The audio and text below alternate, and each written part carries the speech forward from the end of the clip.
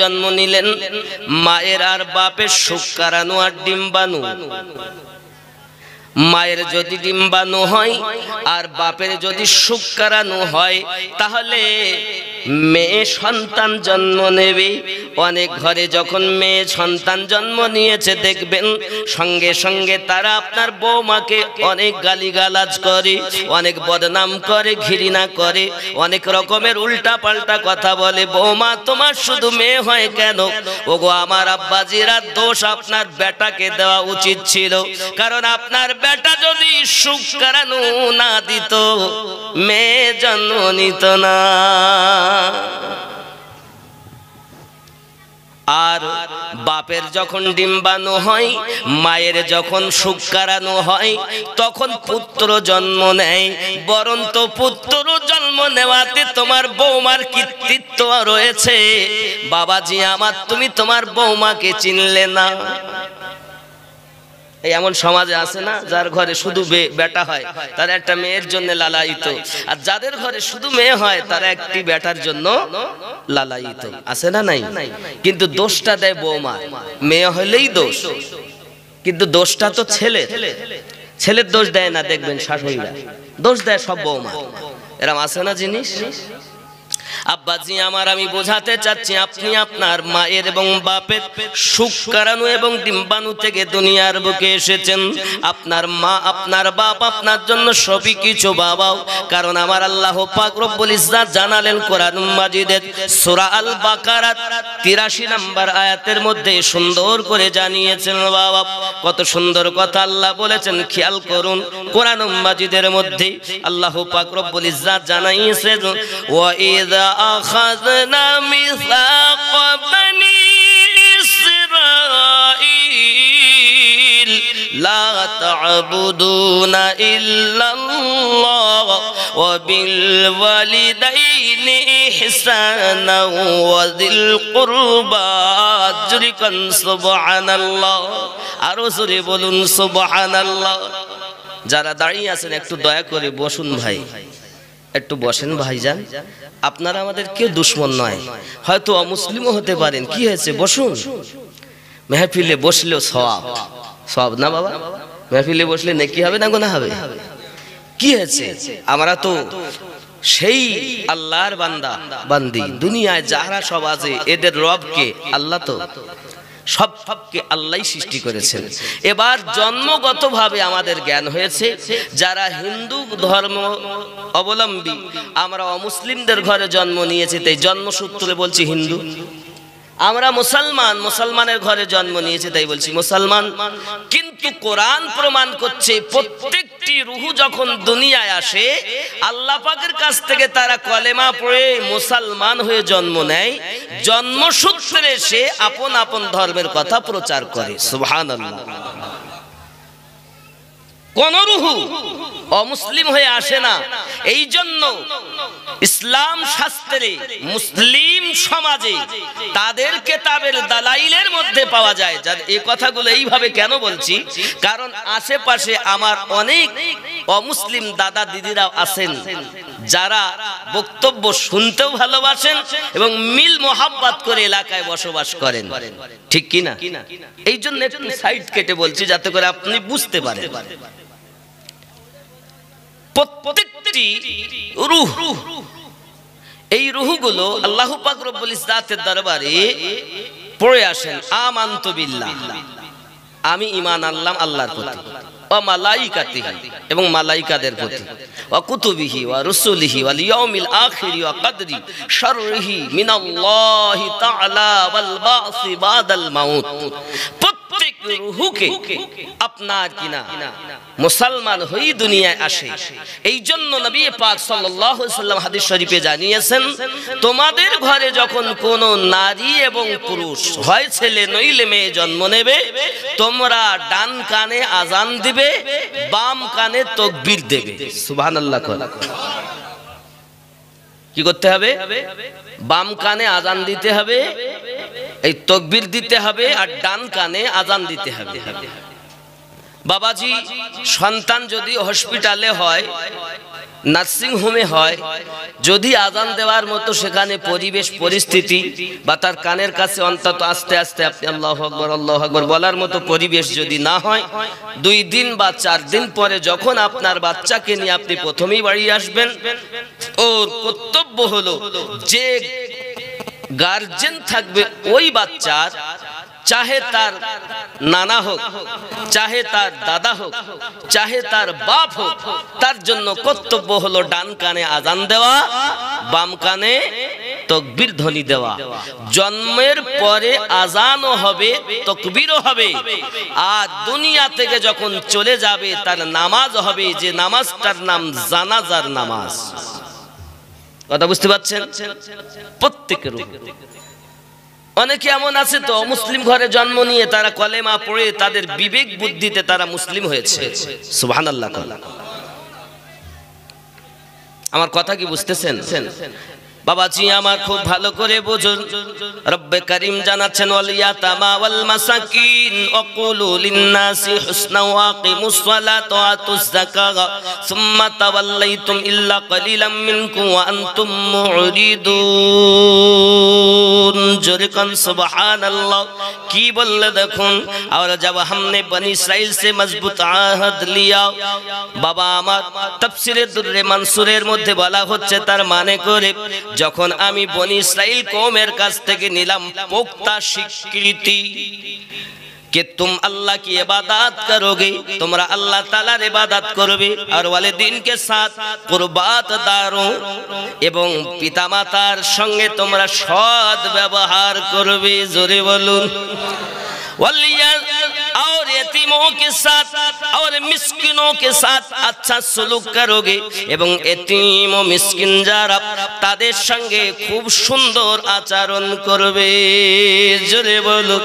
তাহলে বাপ মায়ের সঙ্গে সৎ ব্যবহার করার আদেশ কে দিলেন? কোরআন শরীফের সূরা আল বাকারা আয়াত 83 এর মধ্যে আল্লাহ বলেছেন, এখন অনেক সন্তান আছে মাকে চেনে না, বাপকে চেনে না। ও আমার যুবক সোনামানিকেরা ভালো করে বুঝুন, নবী দোজাহান সাল্লাল্লাহু আলাইহি ওয়াসাল্লাম মিশকাত শরীফের ভিতরে স্পষ্ট করে জানাচ্ছেন, 461 পৃষ্ঠাতে হাদিসটি বর্ণনা করা আছে। বাবা মিশকাত শরীফ পৃষ্ঠা নাম্বার 461, এই হাদিস শরীফের মধ্যে নবী আমার বর্ণনা করতেছেন, ও আমার সাহাবী রাসূল তোমরা ভালো করে শুনে রাখো, কোন ব্যক্তি যদি তার মা জননীর দিকে, তার আব্বা জানের দিকে মায়ের নজরে যদি একবার তাকায়, আর যদি জবান মোবারকায় বলে এটি আমার আম্মা জান, এটি আমার আব্বা জান, এইটুকু বলার সাথে সাথে নামায়ে আমালে এক মকবুল হজের সওয়াব লেখা হয়। আরো জোরে বলুন সুবহানাল্লাহ। তোমার মায়ের মুখের দিকে তাকালে নেকি, আব্বার চেহারা পানে তাকালে হজ করা নেকি পাওয়া যায়। আমি আমিনউদ্দিন বলতে চাই বাবা, ওরে আমার সোনা মানিকেরা, পৃথিবীর মাটিতে আমি 3 লক্ষ 4 লক্ষ 5 লক্ষ বিভিন্ন দেশের মানুষের বিভিন্ন রকম ব্যয় হয়। আমাদের যেমন এখন 3 লাখের বেশি ব্যয় হজ করতে গেলে। বাংলাদেশে যান প্রায় 5 পারিয়ে যায়। বুঝতে পেরেছেন? আব্বাজি আমার এই 5 লক্ষ বলুন আর 4 লক্ষ বলুন, লক্ষ লক্ষ টাকা ব্যয় করে আপনি যে মক্কা মুকাররমা কাবা তওয়াফ করে হজ করে আসলেন, আব্বা আপনার হজ কবুল হতেও পারে নাও। গ্যারান্টি আছে যে হজ কবুল হবে? কে বলতে পারবে যে কবুল হবে? বন্ধুরে আমার, হজ আপনার কবুল হতেও পারে নাও পারে, কিন্তু আপনার আমার নবী মিশকাত শরীফের ভিতরে বলেন, মায়ের দিকে তাকালে, আব্বার দিকে তাকালে কবুল হওয়া হজের সওয়াব তার নামায়ে আমল লিপিবদ্ধ হয়। আরো জোরে বলুন সুবহানাল্লাহ। সাহাবী রাসূলুল্লাহ আরজি জানালেন, হুজুর কেউ যদি 2 বার দেখে, আমার নবী বলেন 2টি কবুল হওয়া সওয়াব, যদি কারো আব্বা নেই মা আছে তার উপায় আপনার আমার নবী বলেন কারো আব্বা নাই মা আছে তার জন্য আপনার কিনা জান্নাতের দরজা খোলা রাসূল আমার জানালেন হু জান্নাতুকা ওয়া নারুকা পিতামাতা হলো তোমাদের জান্নাত অথবা জাহান্নাম যদি তুমি বদদুয়া নাও জাহান্নামী হবে যদি তুমি নেক দোয়া নাও জান্নাতি হয়ে যাবে কথা বুঝলেন আব্বাজি আমার সোনা মানিকেরা সাহাবী রাসূল আবার আরজি জানালেন হুজুর আমরা যদি কোনো ব্যক্তি কোন সন্তান তার আম্মার দিকে তার আব্বার দিকে সারা দিনের মধ্যে 100 বার তাকায় তার কি হবে আমার নবী বলেন ও সাহাবী রাসূল রিদওয়ানুল্লাহি তাআলা আলাইহিম আজমাইন কোন সন্তান যদি তার মায়ের দিকে 100 বার তাকায় মায়ার নজরে আব্বার দিকে যদি তাকায় মায়ার নজরে দয়ার নজরে আল্লাহ পাক আল্লাহ তাআলা 100 মকবুল হজের সওয়াব তার নামায় আমলে লিপিবদ্ধ হয় আর জোরে বলুন যে মায়ের দিকে তাকালে কবুল হওয়া হজের সওয়াব ওই মাকে তুমি ভালোবাসো না যে আব্বার দিকে তাকালে তোমার কবুল হওয়া হজের সওয়াব ওই আব্বাকে তুমি চেনো না বাবা পৃথিবীর জমিনে আপনাকে পিতামাতার খেদমত করা প্রয়োজন কিন্তু আপনি হয়তো মনে করবেন হুজুর বাপ মা আছে যখন পীর ধরবো কেন কথা বুঝতেছেন আচ্ছা মায়ের কাছে কেউ ডাক্তার হয়েছে কথা বলে মা বাপের কাছে কেউ ডাক্তার হয়েছে ইঞ্জিনিয়ার হয়েছে মুফতি হয়েছে আলেম হয়েছে হাফিজ হয়েছে কেউ হয় তার জন্য তাকে স্কুলে কলেজে ইউনিভার্সিটিতে পাঠশালায় মাদ্রাসায় পড়াশোনা করতে বিভিন্ন ডিগ্রি অর্জন করতে গিয়ে বিভিন্ন ভাবে তাকে শিক্ষক ধরতে হয়েছে এই শিক্ষকের নাম হলো গুরু এটা হলো শিক্ষা গুরু পিতামাতা হলো তোমার জন্মগুরু এরপরে আপনার হলো দীক্ষা গুরু তারপর হলো গুরুর গুরু পরম গুরু সুবহানাল্লাহ যেমন আপনি সংক্ষিপ্তভাবে বুঝতে পারেন যুক্তিতে বুঝাই আপনারা কি কখনো নৌকায় চেপেছেন নৌকায় চেপেছেন পারাপারি যখন করে দেখবেন মাঝি ভাই খুব আদর করে আসুন আসুন চাপুন চাপুন যত্ন করে উঠায় উঠানোর পরে যাত্রীরা যখন উঠলো ওঠার পরে দেখবেন ওই মেশিনে স্টার্ট দেয় দেওয়ার পরে হাল ধরে রাখে মনে করুন আপনার পিতামাতার সঙ্গে সৎ ব্যবহার করার জন্য পিতামাতা দোয়া দিল যা বাবা যা তুই স্কুলে যা বাবা কলেজে যা তুই মাস্টারি পড় তুই ডাক্তারি পড় তুই ইঞ্জিনিয়ার হ তুই আলেম হ হাফিজ হ মুফতি হ যা বাবা যা আব্বা মায়ের দিনের পর দিন দোয়া আপনার গুরু আপনার মেশিন স্টার্ট দিয়ে দিল দেখো মায়ের কদমের নিচে সন্তানের জান্নাত সুবহানাল্লাহ মা বাপের সঙ্গে সৎ ব্যবহার করো এটা কোরআন বলেছে এই শিক্ষা কে দিয়েছে মা দিয়েছে বাপ দিয়েছে আপনার শিক্ষক দিয়েছে মাদ্রাসার শিক্ষক আপনার হুজুর দিয়েছে তাকে বলা হয় শিক্ষা গুরু মনে করুন আপনার মেশিন স্টার্ট দিয়ে দিল ওইটা তিনি শিক্ষা গুরু আর ওই স্টারিং ধরে রেখেছে আপনার দীক্ষা গুরু আপনাকে একদম নিয়ে পৌঁছাবে আমার দয়াল নবীর পাশে আর ওইখানে গিয়ে নবীর যাত্রীতে উঠবেন একদম নবীর শাফায়াত পেয়ে জান্নাতে চলে যাবে আব্বা মা তার দোয়া লাগবে বদদোয়াও নিতে পারেন আবার নেক দোয়াও নিতে পারেন আপনার ব্যাপার কিন্তু আপনি কেন বলছেন গুরু ধরা লাগবে না অবশ্যই গুরু এই গুরু কেন ধরবো এর তো একটা কারণ আছে নাকি কথা কি বুঝতেছেন আমার ওরে আমার জওয়ান যুবক সোনামানিকেরা, বাবাজি ভাইয়েরা, গুরু ধরার একমাত্র কারণ হলো আপনার ভিতরে যে মেশিন পাত্র, 5 পাত্র আল্লাহ পাক দিয়েছেন। আপনার মোবাইলের ভিতরে যদি হোয়াটসঅ্যাপ খারাপ হয় ছবি দেখা যাবে না। আব্বাজি আপনার যদি নেটওয়ার্ক না আসে, কানেকশনের ত্রুটি আছে, এজন্য নেটওয়ার্ক আসছে না বাবা, টাওয়ার আসছে না, আপনার পয়সা ভরলেও কোনো কিছু কাজ হচ্ছে না, স্পিকার ভালো কাজ করে না, মেমোরি কাজ করে না, ব্লুটুথ কাজ করে না, এক্সেন্টার কাজ করে না, শেয়ার ইট কাজ করে না, যে কোনো অ্যাপস আপনি নিচ্ছেন কোনো অ্যাপস কাজ করছে না, তার মানে আপনার মোবাইলটা খারাপ হয়ে গেছে। যেমন মোবাইল সারাই করার জন্য ডাক্তার আছে, মিস্ত্রি আছে, আপনার ভিতরে আপনি সুদ খেয়ে, মিথ্যা কথা বলে, জেনা করে, পাপের কাজ করে করে আপনার 5 পাত্রগুলো আপনি অকেজো করে ফেলেছেন। হে আল্লাহর বান্দা, আল্লাহর বান্দি, আল্লাহওয়ালা যারা, নবীওয়ালা যারা, তাদের কাছে যান আর তাদের কাছে ওই 5 পাত্রগুলো ঠিক করার জন্য দোয়া নেন। হুজুর কিভাবে আমার ব্লুটুথ ঠিক হবে, কিভাবে আমার এক্সেন্টারটা চালু হবে, কিভাবে আমার শেয়ার ইট চালু হবে, কিভাবে আমার মেমোরি কাজ করবে। সোনা মানিক আমার, ওনারা আপনাকে পথ বলে দেবে আর আপনি আল্লাহর ইবাদত বান্দাগিতে নিয়োজিত হবে। আমার আল্লাহ পাক আপনার ভিতরের 5 পাত্রগুলোকে চকচকে ঝকঝকে বানিয়ে দেবে আর আপনি বিছানায় শুয়ে শুয়ে ওই দয়াল নবীকে দেখবে। অপব্যাখ্যা করলে হবে না। অনেকেই আছে ইন্টারনেটে বক্তার অভাব নেই, বলছে গুরু পীর ধরবো কেন? বা পীর কি? পীর কি আল্লাহ আল্লাহ দেখাই দেয় না? পীর আল্লাহ দেখিয়ে দেয় না, তবে আল্লাহ পাওয়ার জন্য যে মেশিন যেভাবে কাজ করলে আমার মেশিন 5 পাত্রগুলো চকচকে ঝকঝকে হবে, সেই পথ তারা বলে, কারণ তারা দিন ও রাত মেহনত করে আমার নবীকে দেখেছেন। জোরে কোন সুবহানাল্লাহ। তাই যদি না হতো গাউসে আজম পীর ধরতেন না। জোরে বলে। খাজা গরিব নওয়াজ মাইনুদ্দিন চিশতি আজমিরি 20টা বছর খাজা উসমান হারুনির গোলামি করতেন না। এই ভারতবর্ষে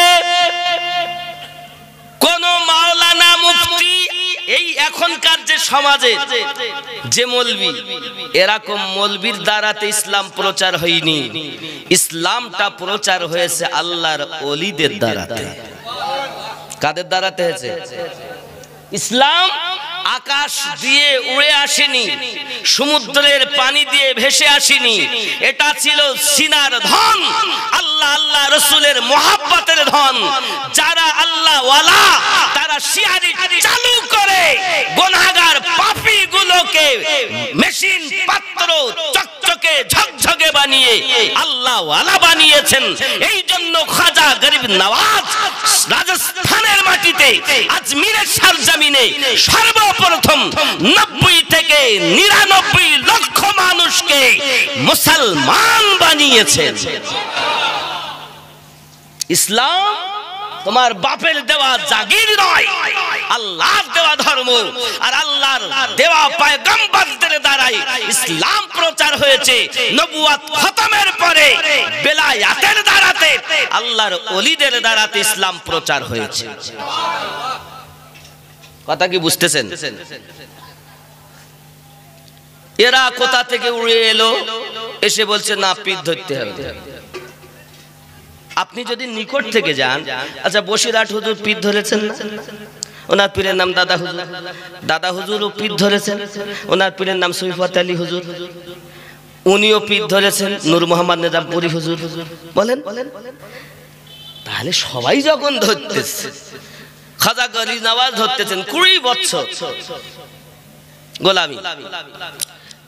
ভারতের মাটিতে আর একজন বদমাইশ বাদশাহ আকবর দ্বীন ইলাহি কায়েম করলো, লা ইলাহা ইল্লাল্লাহ, আকবর খলিফাতুল্লাহ মুজাদ্দিদ আলফে সানি রাহমাতুল্লাহ আলাইহি। পৃথিবীর জমিনে আকবরের ফিতনা থেকে আমাদেরকে বাঁচিয়ে সঠিক ইসলামের বার্তা দিয়ে মুসলমানের সিনাকে আরো চকচকে করে দিয়েছেন। ঠিক কিনা বলেন? তাহলে ইসলামটা আল্লাহর দেওয়া ধর্ম। আর আল্লাহ ওয়ালাদের দ্বারাতে ইসলাম প্রচার হয়েছে।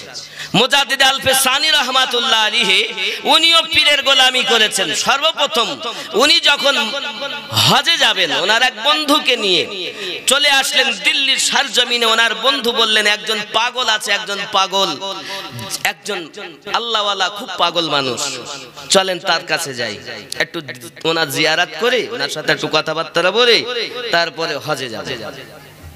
এসেছেন মুজাদ্দিদ আলফে সানি রহমাতুল্লাহ আলাইহি, এসেছেন খাজা বাকিবিল্লাহ রহমাতুল্লাহ আলাইহির কাছে, যার বাড়ি ছিল আফগানিস্তান। জোরে বলে। রাস্তায় রাস্তায় ঘুরে বেড়াচ্ছেন পাগলের মতো দিল্লিতে। এখন উনি ওনার জিয়ারাতে এসে সাক্ষাতে এসেছেন যখন স্বর্ণকারে সোনা চিনতে পেরেছে। সুবহানাল্লাহ।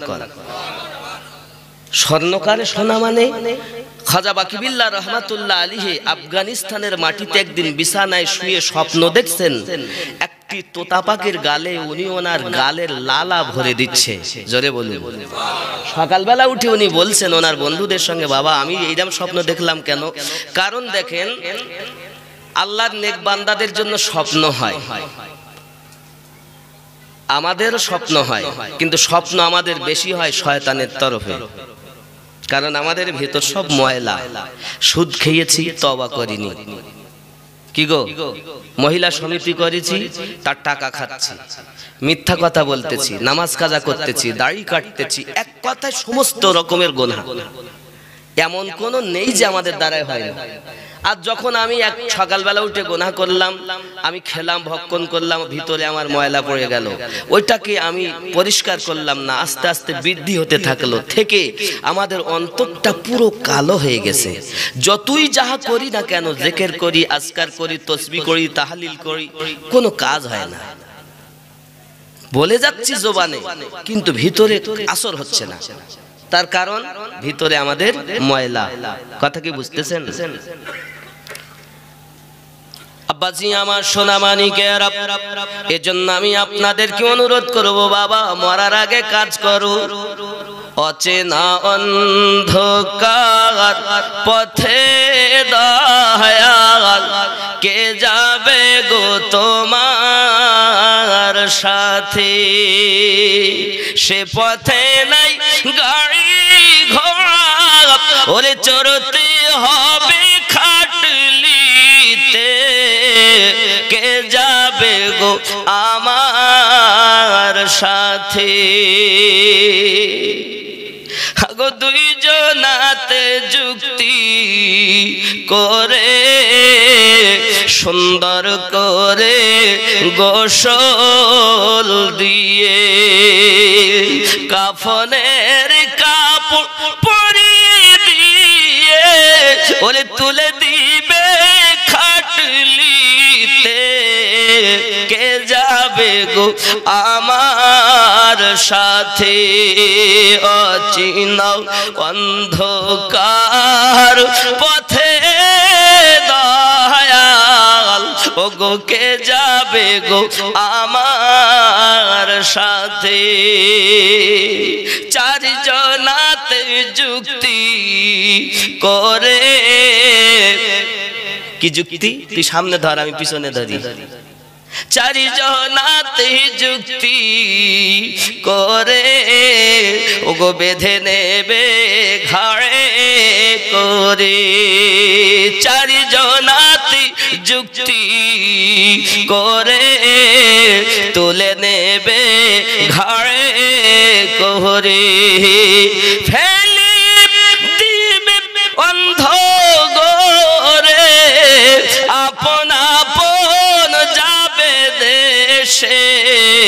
ও গো কে যাবে গো আমার সাথে? ঠিক কিনা বলে? কত বন্ধু বান্ধব বেরা ওরে সঙ্গে যেতে চায় না তারা রে। খুব কাজ, একটু গোরস্থানে যাবে, সময় নাই। অমুসলিম মারা গেছে, বলছে আমরা শ্মশানে নিয়ে যাব, চ, সময় নাই। কত বন্ধু বান্ধবেরা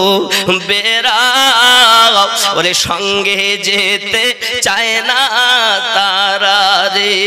ওগো ছেলে মেয়ে কলেজার টুকরা তারাও চায় না যেতে।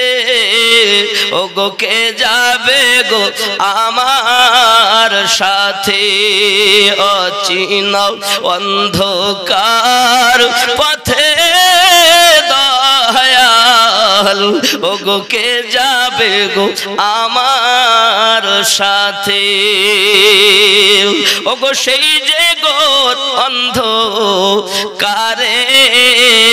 দুই ফেরেশতা নিবে ধরে। সেদিন দয়াল কে তরাবে সেই দুই ফেরেশতার সাজার হাতে। ওগো কে যাবে গো আমার সাথে। আল্লাহুম্মা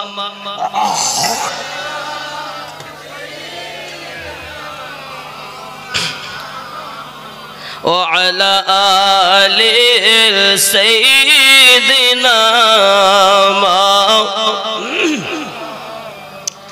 বাড়ি ঘর আর দালান কোঠা ওরে জমি জায়গা টাকা পয়সা রে। হাত যে হবে সেদিন ফাঁকা ওরে কিছুই রবে না হাতে। ওগো কে যাবে গো আমার সাথে। আল্লাহুম্মা সাল্লি আলা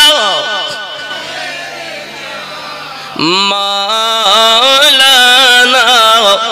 মুহাম্মদ ওয়া আলা আলিহি।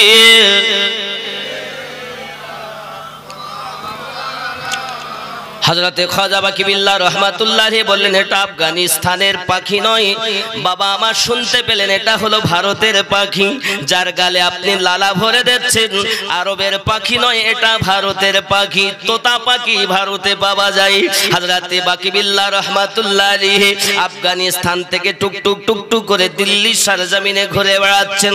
আর মুজাদ্দিদ আল পেশানি রহমাতুল্লাহ আলাইহি যখন ওনার সঙ্গে দেখা করতে এসেছেন, হযরতে খাজা বাকি বিল্লাহ বলছেন বাবা শেখ আহমদ, ও বাবা শেখ আহমদ, তুমি যদি আমাকে দেখতে এসেছো ভালো করেছো, তবে হজে যাওয়ার নিয়ত তোমাকে পরিবর্তন করতে হবে। কাবায় যাইয়া আল্লাহর ঘর একটি পাথরের ঘর দেখতে পাবে। আর আমি বাকি বিল্লাহর কাছে যদি তুমি থাকো, ওই কাবা যার ওসিলায় আল্লাহ সৃষ্টি করেছেন ওই নবী দেখতে পাবে।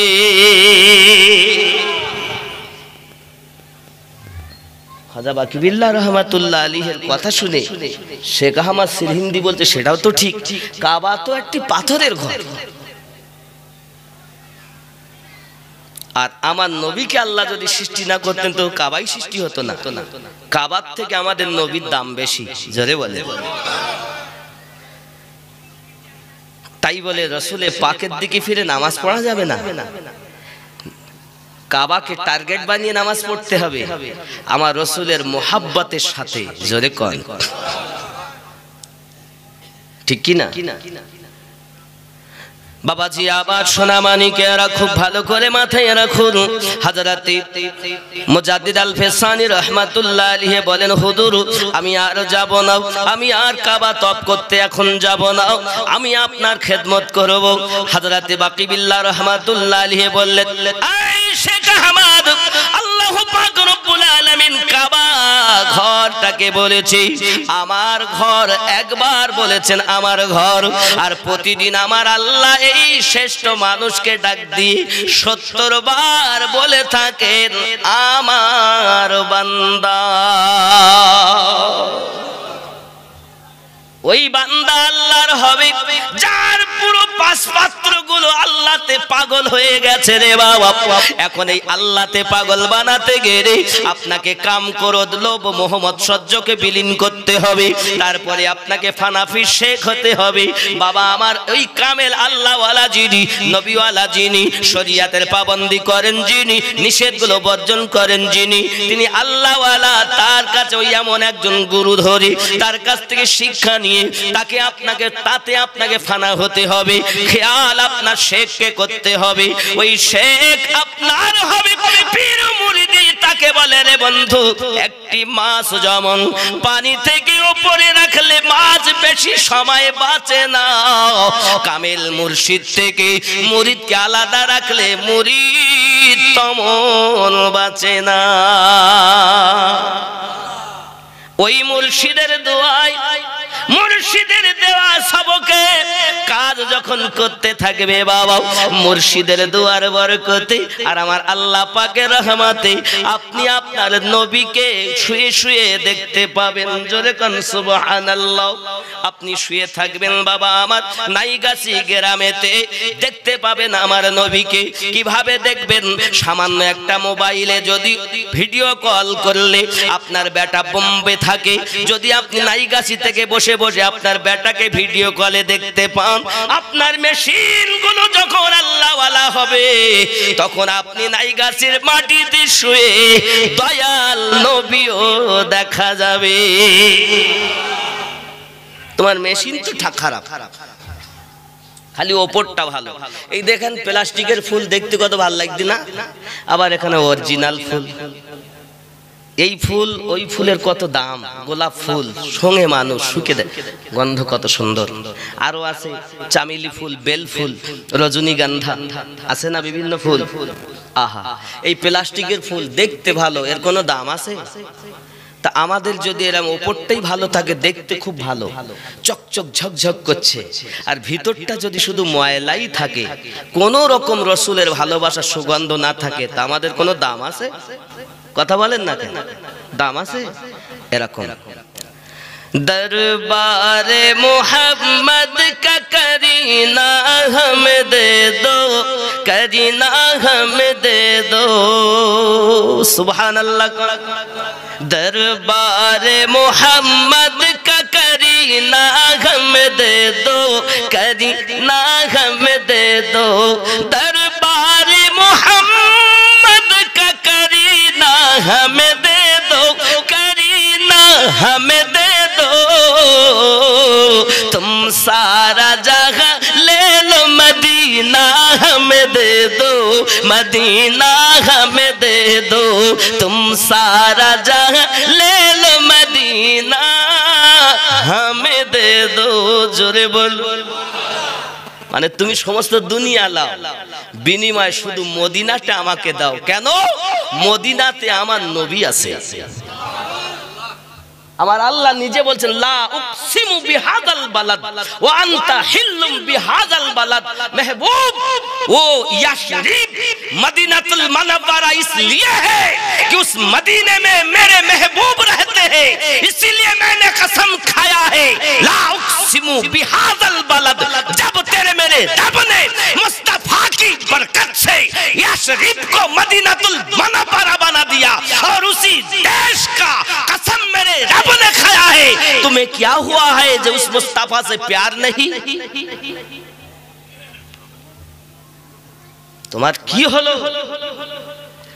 যে দেশে নবী আছেন বলে আল্লাহ পাক যে দেশের কসম খাচ্ছেন, ইয়াশরিব দেশটাকে মদিনাতুল মুনওয়ারা আল্লাহ বানিয়েছেন। তা সেই নবী আপনার কি হয়েছে? ওই নবীর মোহাব্বত আপনার দিলে নাই? হ্যাঁ গো, নবী দেখতে গেলে তো আপনার পাঁচ পাত্র ভালো করা দরকার, ঠিক না? বলবে ঠিক। আমাদের মেশিন সব ভালো আছে, আমরা নবী দেখতে পাই না। আশিকে রাসূল বলছেন, আমি সমস্ত দুনিয়া ছেড়ে দিতে পারি, কিন্তু মদিনা আমি ছেড়ে দিতে। সুবহানাল্লাহ। दरबारे मोहम्मद का करीना हम दे दो, करीना हम दे दो। दरबारे मोहम्मद का करीना हम दे दो,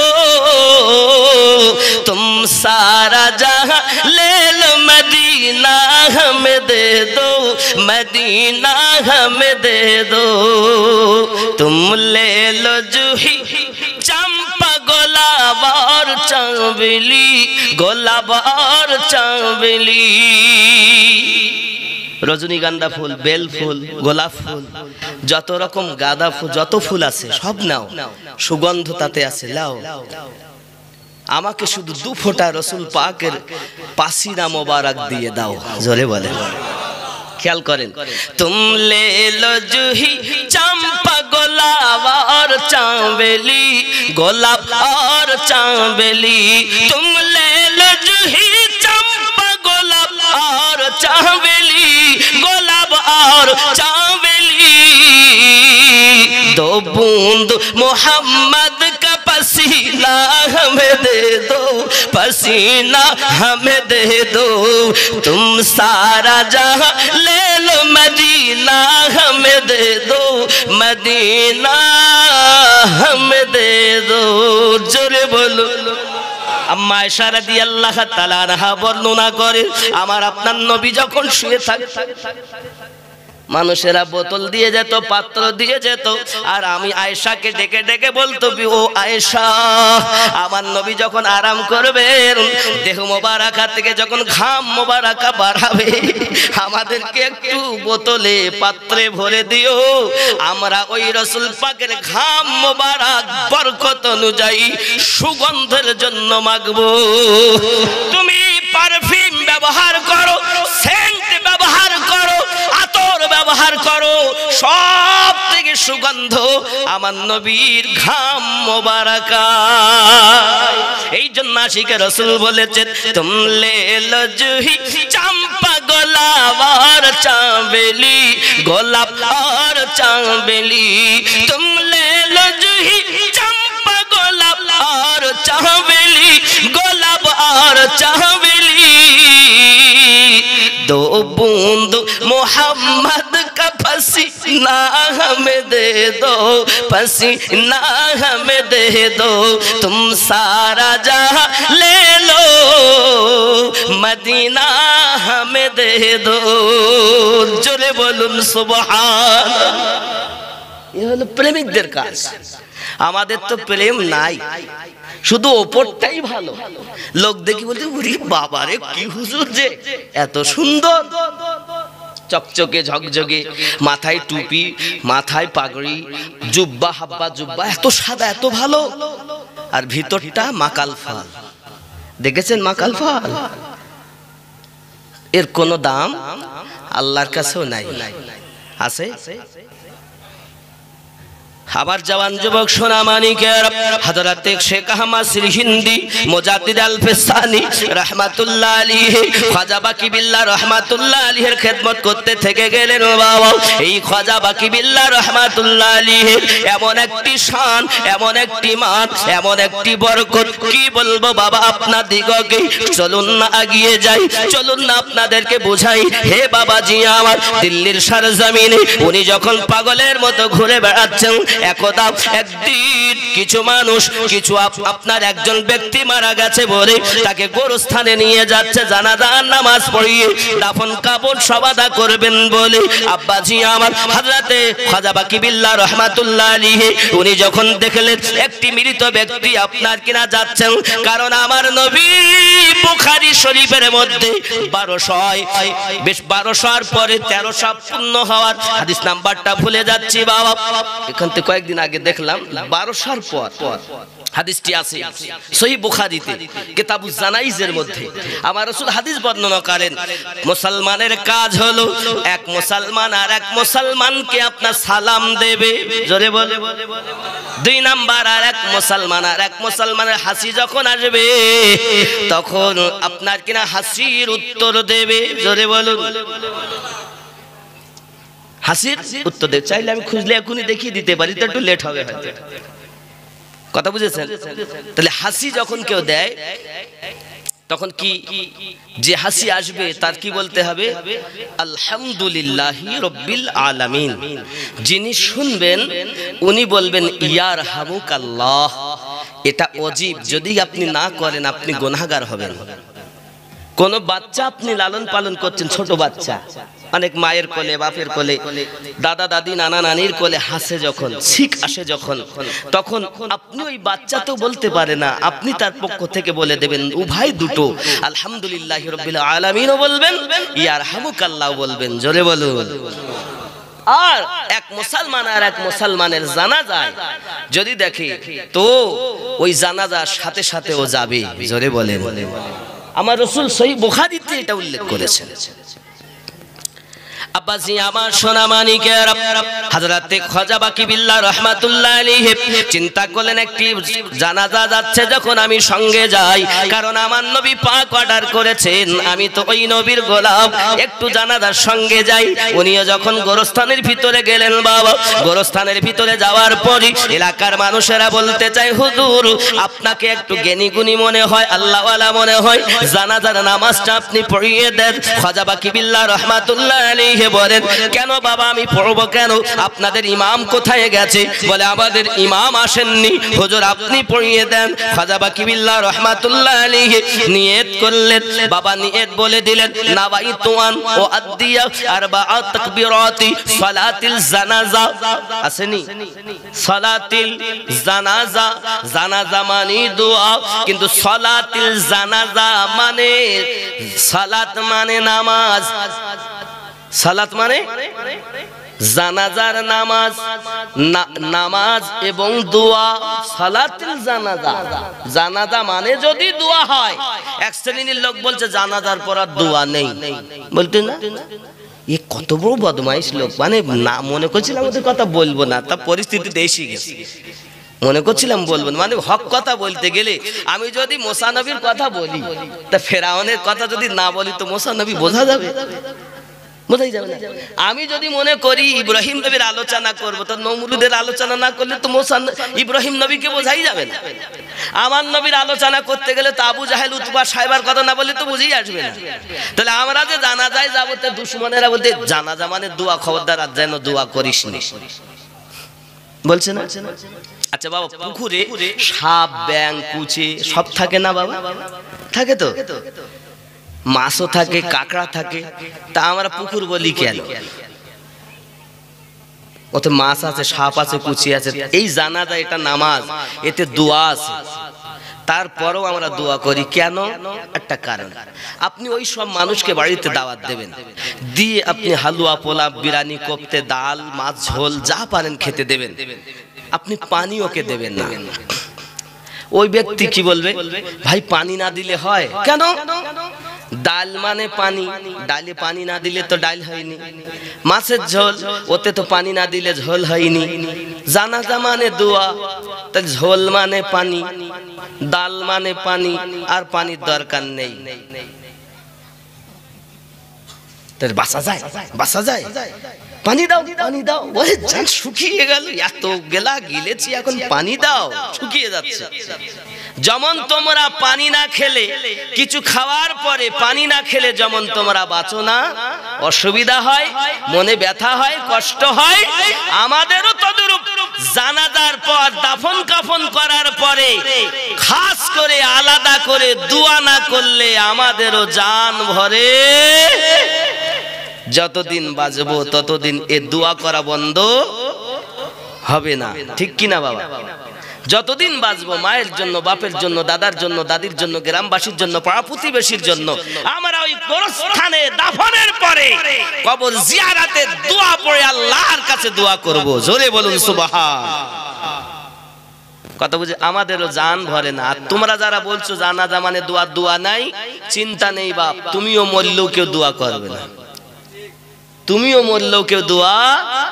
যদি মনে করো দোয়ার দরকার তো আমাদের সুন্নি জামাতে ভর্তি হয়ে যাও। জোরে বলে হাজরাতে, আমার কথা রাখো,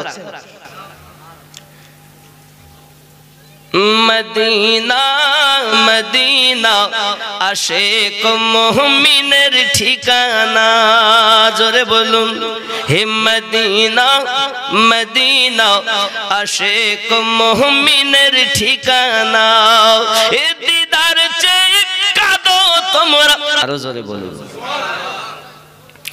এখন সেই নবী পেতে গেলে এবং যে আমাদের রব, এই রব পেতে গেলে আমাদের কি দরকার? রসুলের ভালোবাসা।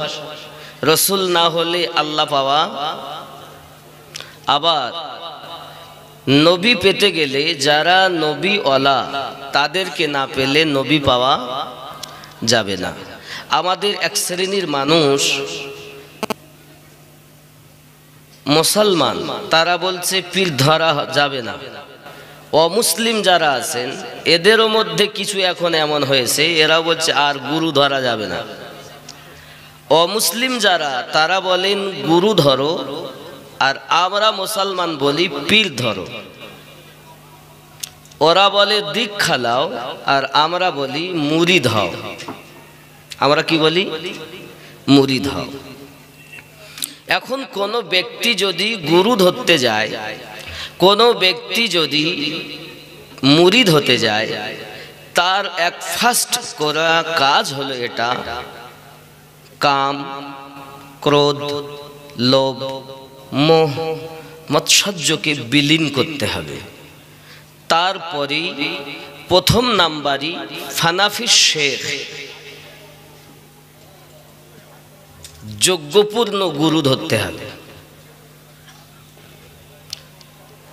যে শেখ এমন হয় সে যেন আল্লাহওয়ালা হয়, সে যেন নবীওয়ালা হয়।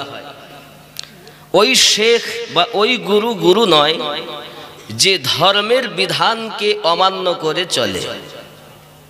ওই পীর পীর নয় যে তার মাবুদের হুকুমকে অমান্য করে, নিষেধগুলোকেও পালন করে। কথা বুঝতে পেরেছেন? খুব ভালো করে বুঝবেন। এজন্য অমুসলিমরাও বলে থাকেন গুরু মহাহিতে, গুরু মহামিতে, গুরু পারে দিতে পরমে, গুরু মহাশয় জানে সবিষয়, কহে না কভু শরমে। গুরু মহাহিত মিতে, গুরু মহাহিতে, গুরু পারে দিতে পরমে।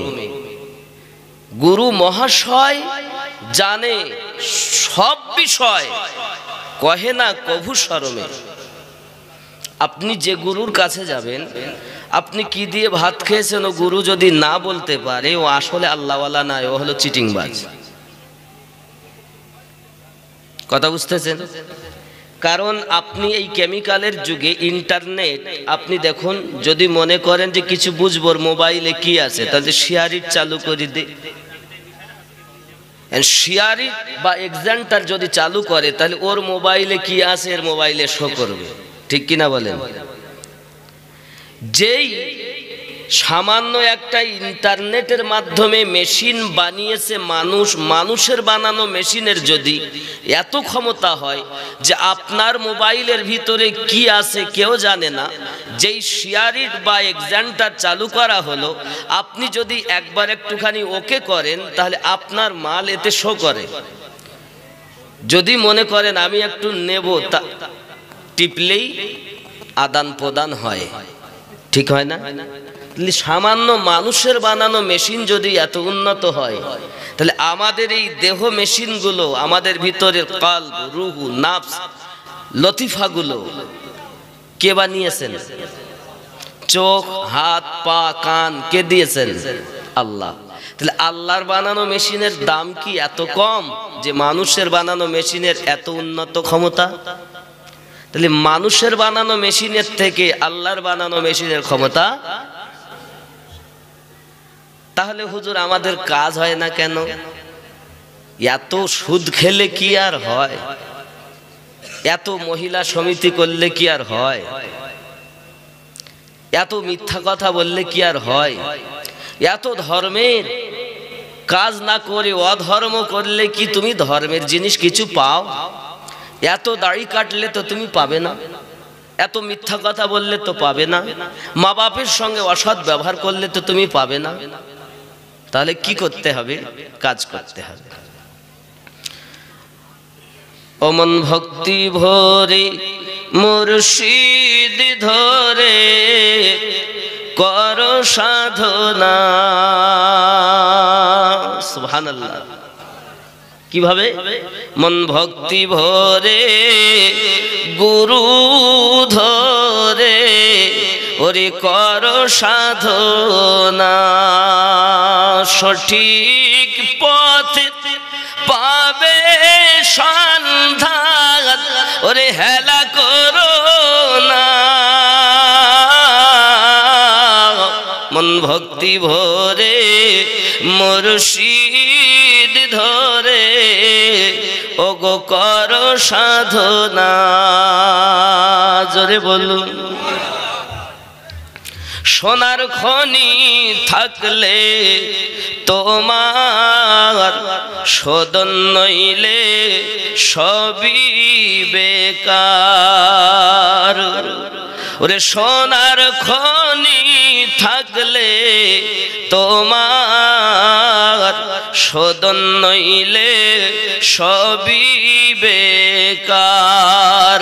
ওরে শোধনকারী হয় স্বর্ণকার, শোধনকারী হয় স্বর্ণকার, এসিটে পুরি করে পাকা সোনা। মন ভক্তি ভরে মুর্শিদ ধরে ওরে কর সাধনা। জোরে বলো। আমার কথা বোঝার জন্য তার মধ্যে বিদ্যা থাকা দরকার, চিটিং বাজেরা পাবে না, খুব খেয়াল করবেন। ফুলের মধ্যে মধু আছে, গোবরে কি তার টের পেয়েছে? গোবরের মধ্যে পোকা থাকে না, ওই পোকা কি এই ফুলের মধু টের পায়? ও তো গোবর শোখা পোকা। ফুলের মধ্যে মধু আছে, ওরে গোবরে কি তার টের পেয়েছে? কেবল মৌমাছি মধু চুনেছে, মধুপূর্ণ মৌচাখানা। মন ভক্তি ভরে মুর্শিদ ধরে ওরে কর সাধনা, সঠিক পথে পাবে সন্ধান, ওরে হেলা করো না। মন ভক্তি ভরে এ মুর্শিদ ধরে ওরে কর সাধনা। জোরে কোন সুবহানাল্লাহ। অনেকে বলে পীর ধরবো কেন, গুরু ধরবো কেন? মা বাপ আছে তো পীর কিসের? মা বাপ তো বড় পীর। ওই আর এক চিটিংবাজ, ও আর এক চিটিংবাজ। হুজুর কেমন কথা বললেন, মা বাপ তাহলে বাদ দিতে হবে না? কোন আল্লাহর ওলি আল্লাহওয়ালা হতে পারেননি পিতামাতার বিনা দুয়ার বরকতে। এক কথায় বুঝতে হবে, পিতামাতা হলো আপনার জন্মগুরু। কি গুরু? কিভাবে আপনি